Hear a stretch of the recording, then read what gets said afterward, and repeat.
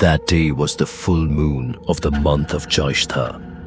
It was 11:45 p.m. There was silence all around. Only the occasional chirping of insects and the distant call of a jackal could be heard. Matthew sat down for the puja in the huge Thakur hall of James's house. Initially, everything was going well. But the problem started at the time of creation and destruction. According to Tantrics, there are some secret seed mantras in the worship of Kali. If the pronunciation of which is even slightly off, it can bring an extreme curse instead of blessing. James was talking when Matthew was reciting the mantra in a hot Kali bar with his eyes closed. Suddenly, his voice changed. A kind of murmuring sound started coming out of his throat. At that very moment, all the lamps in the building flickered and went out, except for the Krikumari lamp in front of his mother's idol. James clearly saw that Matthew's hands were trembling. The mantra he chanted was not a Sanskrit verse. The elders of the James household later realized that Matthew had summoned some primitive demonic power, a power that craved flesh and blood. In an instant, a pungent stench of rotting flesh filled the air around the pavilion. James felt as if the face of his mother, the clay statue that had been buried peacefully for so long, had been distorted. His mother's eyes were watering like a living person's, and a demonic smile had appeared on her lips. Matthew was still chanting the wrong mantra in the house. Suddenly, a gust of wind came from where, and the sacrificial lamb fell down from the altar on its own. When everyone present stood up, a cold stream of fear began to descend. It was almost 2:30.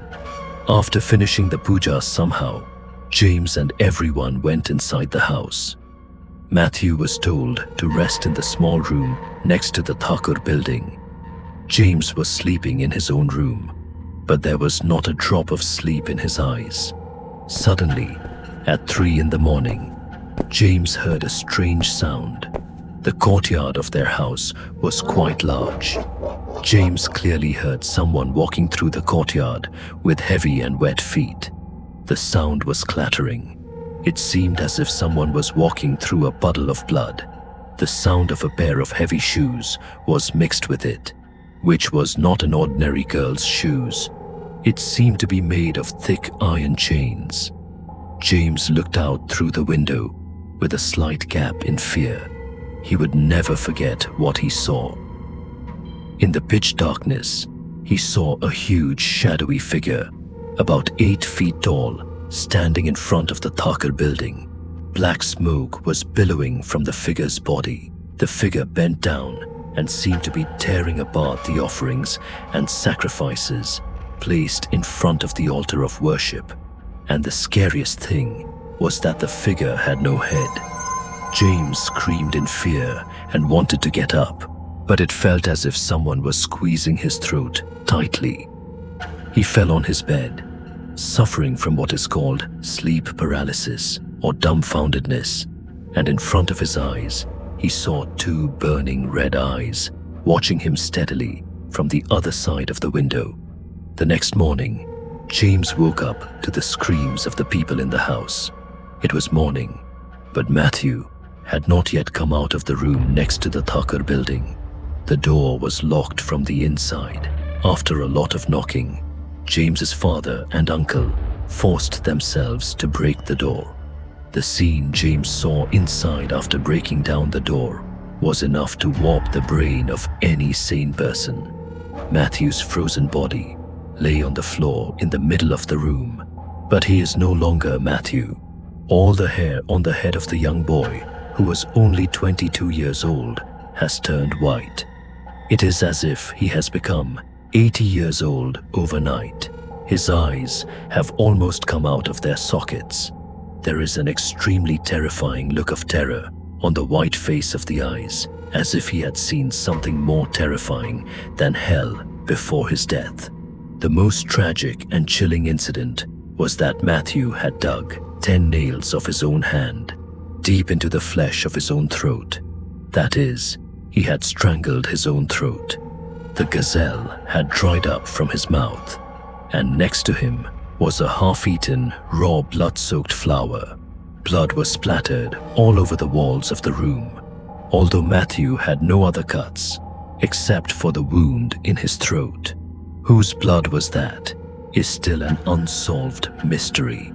The police came and an autopsy was performed.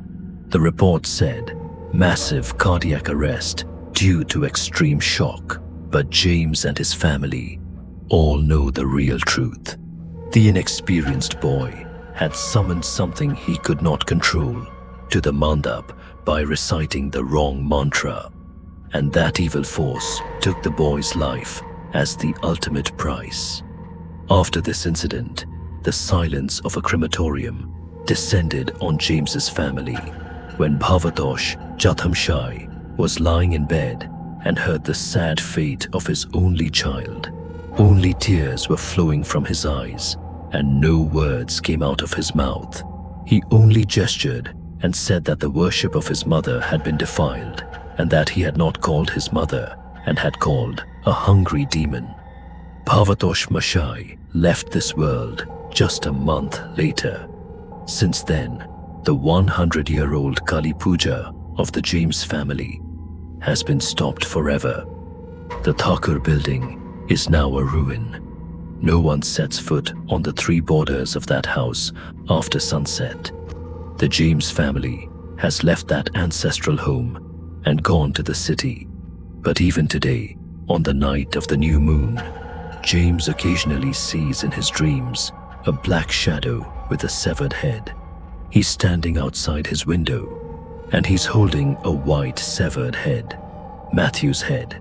So this incident is not just a scary incident, it is an extremely sad tragedy.